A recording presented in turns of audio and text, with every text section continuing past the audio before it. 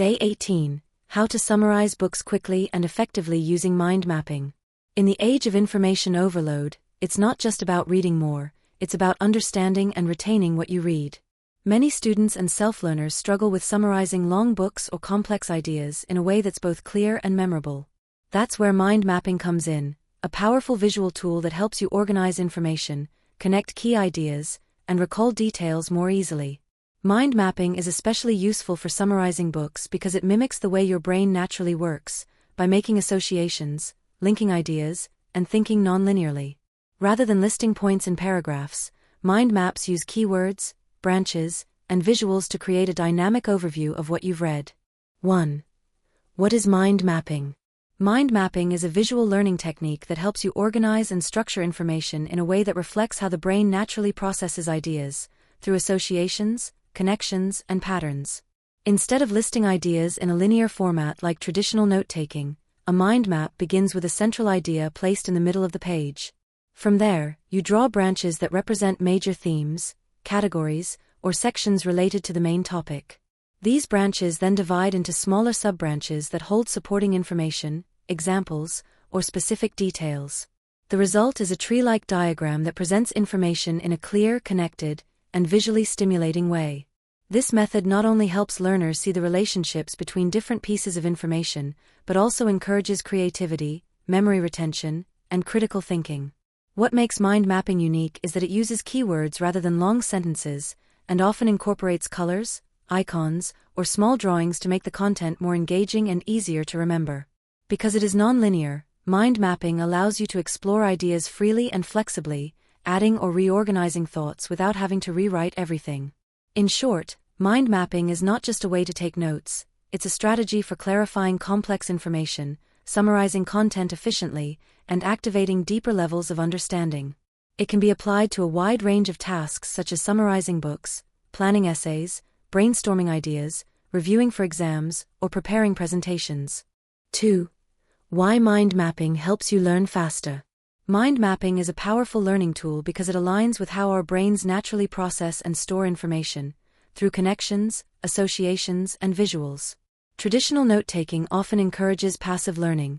Students copy long paragraphs or lists without truly engaging with the material. In contrast, mind mapping requires you to actively think about what you're learning, identify the key ideas, and organize them in a meaningful structure. This process alone boosts comprehension and helps you retain information more effectively. One reason mind mapping is so effective is because it activates both the left and right sides of the brain. The left brain is responsible for logic, structure, and language, while the right brain handles creativity, images, and spatial awareness. By using keywords, colors, images, and spatial organization, a mind map engages the whole brain, making learning deeper and more memorable. Another advantage is that mind maps show the relationships between ideas. When you see how one concept branches into others, you start to understand not just what the ideas are, but how they're connected. This builds a clearer mental framework, especially when you're working with large or complex topics, like summarizing a book. In addition, mind mapping helps reduce information overload. By condensing content into essential keywords and phrases, your notes become easier to review and less overwhelming. This is particularly useful when studying for exams or preparing presentations, as it allows you to grasp the big picture without getting lost in details. Finally, because mind maps are visual, they are much easier to remember and recall than blocks of text. The use of color, shape, and layout gives your brain extra memory cues, making it more likely that you'll remember the information later. In short, mind mapping helps you learn faster because it makes information clearer, more engaging, and easier to recall. It turns reading and note-taking into an active, brain-friendly experience that improves both understanding and memory. 3. How to summarize a book using a mind map. Summarizing a book with a mind map is not only fast and efficient, it also helps you grasp the structure and core ideas of the content in a way that's easy to remember and review. Unlike traditional summaries that rely on paragraphs and long notes, a mind map gives you a visual snapshot of the book's main messages and supporting points. Here's how you can do it, step by step. First, start by writing the title of the book or the central topic in the center of a blank page or digital mind mapping app. This becomes the core of your map. Then draw out main branches around it for each of the book's major sections, themes, or chapters. For example, if you're summarizing Atomic Habits by James Clear, your main branches might include the science of habits, identity-based habits, habit formation strategies, and breaking bad habits. Next, for each main branch, add subbranches that capture the key ideas, facts, and examples from that section. Use keywords or short phrases, not full sentences. This forces your brain to extract what's most important. You can also add quotes, personal reflections, or memorable analogies to help reinforce the ideas. To make your map more engaging and easier to remember, use colors, symbols, or simple images. For example, you might use green for positive habits, red for challenges, or a small clock symbol for time-related strategies. These visual elements help create mental anchors that improve memory and recall. Keep the layout clear and spacious, and feel free to modify it as you go. Mind mapping is a flexible process. If a new idea pops up while reviewing a chapter, you can always add a new branch. You don't need to be artistic. The goal isn't to make the map look pretty, but to make the content meaningful to you. By the end of the book, you'll have a one-page overview that highlights all the key insights, organized in a way that mirrors how your brain thinks. This makes it much easier to review later, revise for tests, or explain the book to someone else. In short, summarizing a book with a mind map helps you break down complex ideas, connect themes, and remember what truly matters, all while making the learning process more active and enjoyable. 4. Tools you can use for mind mapping. Whether you prefer writing by hand or working digitally, there are a variety of tools you can use to create mind maps that are clear, organized, and easy to revisit. The best part is, you don't need anything complicated or expensive to get started. What matters most is that the tool fits your personal style and helps you visualize ideas effectively. If you enjoy learning through pen and paper, the most basic tools, a notebook, colored pens, and highlighters, can be incredibly effective. Drawing mind maps by hand allows for complete freedom and creativity. You can place ideas anywhere on the page, use sketches or doodles to support memory, and highlight important connections in your own unique style.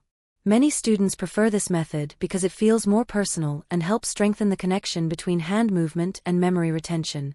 On the other hand, if you're more comfortable with digital tools, there are several excellent mind mapping apps that make the process easy, clean, and shareable.